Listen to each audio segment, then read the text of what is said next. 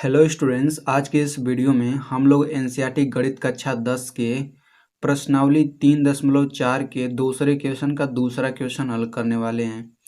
तो यहाँ पे भी क्वेश्चन दिया गया है, तो हम लोग सबसे पहले इसे पढ़ लेते हैं। तो मैं पढ़ने जा रहा हूँ, आप लोग ध्यान से समझिएगा इसको।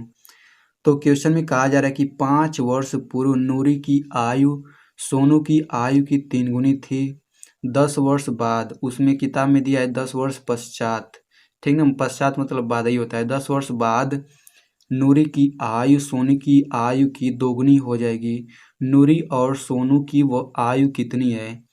देखिए, इसमें पहले 5 वर्ष पूर्व की बात कर रहा है, फिर 10 वर्ष बाद की बात कर रहा है, ठीक ना। और यहाँ पे पूछा है नूरी और सोनू की आयु, इसका मतलब इसका हमें वर्तमान आयु बताना है। ये वर्तमान आयु है, तो हम लोग लिखेंगे माना नूरी की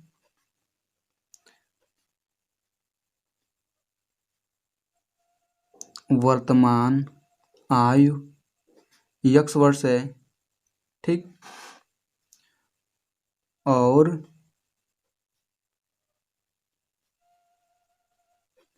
सोनू की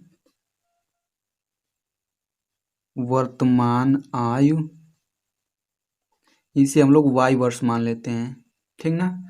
नूरी की वर्तमान आयु x वर्ष और सोनू की वर्तमान आयु y वर्ष मान लेते हैं। अब हम लोग प्रश्नानुसार लिखेंगे, क्योंकि वो हमें प्रश्न के अनुसार समीकरण बनाना है।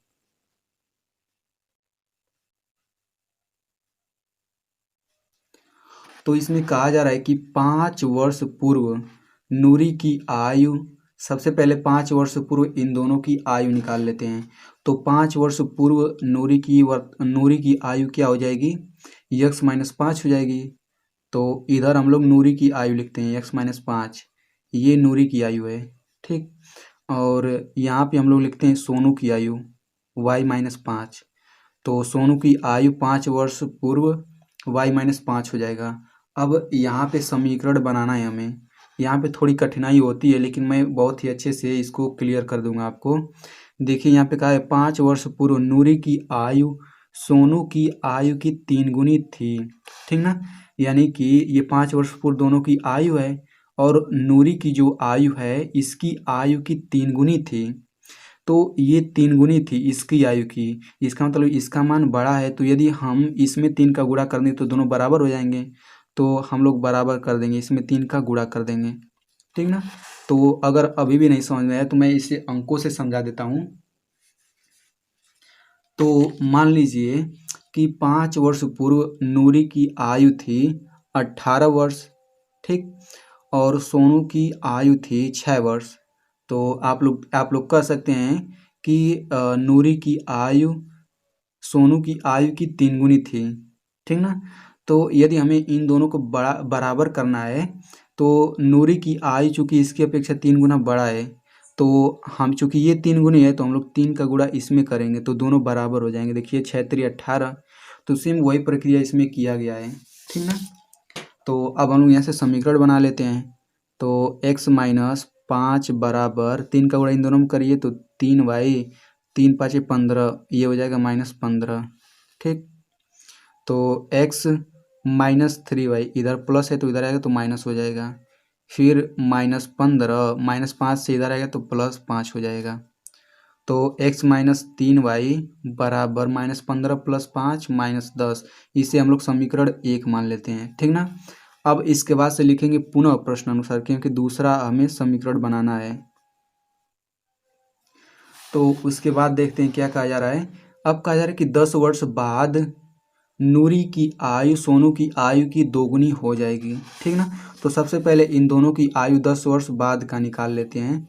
तो 10 वर्ष बाद नूरी की आयु हो जाएगी x+10, ठीक ना। और सोनू की आयु हो जाएगी y+10। तो क्वेश्चन में कहा जा रहा है कि 10 वर्ष बाद नूरी की आयु इसकी अपेक्षा 2 गुनी हो जाएगी, यानी कि 2 गुनी ये बड़ी हो जाएगी। तो 2 का गुणा यदि हम लोग इसमें कर देंगे तो दोनों बराबर हो जाएंगे, ठीक ना। तो इसे हल कर लेते हैं। x+10 बराबर 2 का गुणा इन दोनों में करिए तो हो जाएगा 2y+20।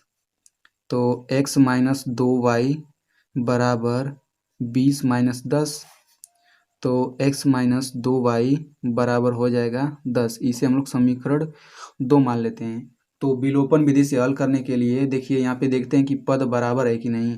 तो x वाला पद देखिए बराबर है, तो इसका मतलब हमें इन दोनों में अलग से गुणा नहीं करना पड़ेगा। तो इनके आगे चिन्ह भी प्लस है, यानी कि दोनों का चिन्ह समान है, तो हम लोग घटाते हैं। तो लिखेंगे समीकरण 1 में से समीकरण 2 घटाने पर। तो समीकरणों में घटाने के लिए सबसे पहले बायां पक्ष घटाते हैं। तो पहले समीकरण का बायां पक्ष है x माइनस 3y, फिर माइनस घटा देंगे। दूसरे समीकरण का बायां पक्ष है x माइनस 2y बराबर, अब ये हो जाएगा -10, फिर ये हो जाएगा -10, ठीक ना। तो इसे हम लोग हल कर लेते हैं। x minus 3y minus x और माइनस के माइनस में गुणा होगा तो प्लस 2y बराबर, ये हो जाएगा -20। अब देखिए x यहाँ पे x और दोनों विपरीत चिन्ह है तो कट जाएगा। -3y प्लस 2y तो -y हो जाएगा, फिर -20 हो जाएगा। तो माइनस से माइनस कट गया तो y बराबर हो गया 20। अब इस y के मान को समीकरण 1 में रखें या फिर 2 में रखें, x का मान बहुत ही आसानी से निकल जाएगा। तो हम लोग लिखेंगे y का मान समीकरण 2 में रखने पर, ठीक ना। तो हम लोग समीकरण 2 लिख लेते हैं। तो समीकरण 2 है x माइनस 2y बराबर 10, ठीक ना। तो इसमें y बराबर 20 रखना है, तो x माइनस 2 गुणा 20 बराबर 10 हो गया।